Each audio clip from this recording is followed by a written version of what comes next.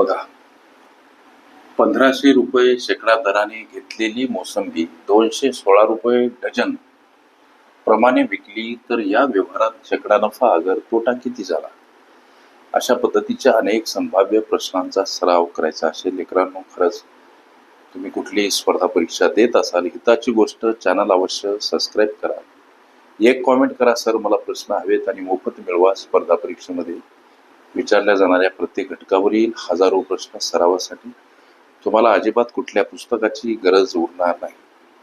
तुम्ही माझ्या competitive exam ग्रुपमध्ये सुद्धा सहभागी होऊ शकता. तिथं तुम्हाला दररोज असंख्य अनलिमिटेड प्रश्न सराव म्हणून नित्य अभ्यासता येतील आणि तुमच्या मनामध्ये असलेल्या गणितासंबंधी शंका कुशंका काही प्रश्न असतील विचारता येतील.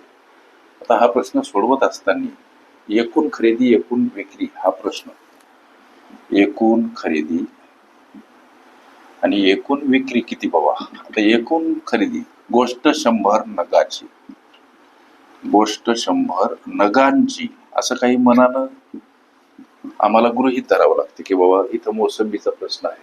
1500 रुपये शेकडा दराने मोसंबी खरेदी केली. इथं शेकडा हा शब्द प्रयोग अगोदरच दर्शवलेला आहे. म्हणजे 100 मोसंबीचे नग 1500 रुपये दरानं खरेदी केले. म्हणजे 1500 रुपये ही आहे लेकरांनो एकूण खरेदी. याच्यामध्ये 1500 रुपये शेकडा दराने घेतलेली मोसंबी, याचा अर्थ शेकडा दराने म्हणजे 1500 रुपयात 100 मोसंबी नगाच्या स्वरूपात खरेदी केली. आता विकली किती किंवा विकली कशी बाबा? एकूण विक्री काय हा एक प्रश्न मनाशी आम्ही विचारला पाहिजे. प्रश्न विक्रीचा गणित म्हणते 216 रुपये डझन प्रमाणे विकली.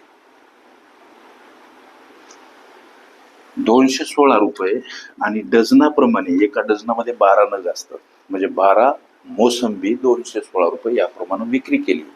ही अशी मांडणी केली म्हणजे प्राप्त होणारं हे जे 18 रुपये उत्तर आहे, 18 रुपये काय आहे तर एका मोसंबीची किंमत, एका मोसंबीची ही विक्री किंमत.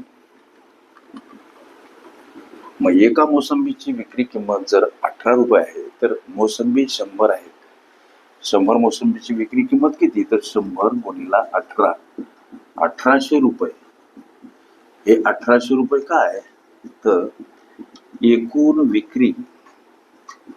आम्हाला आता इथं एकूण खरेदी आणि एकूण विक्री सापडली.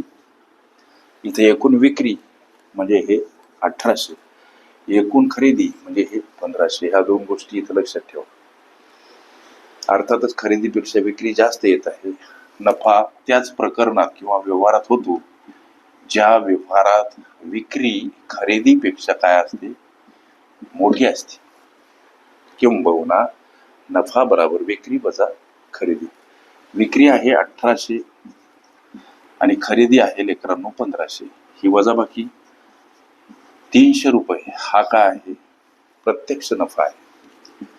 याला आम्ही प्रत्यक्ष नफा असं म्हणतो गणितीय भाषेमध्ये.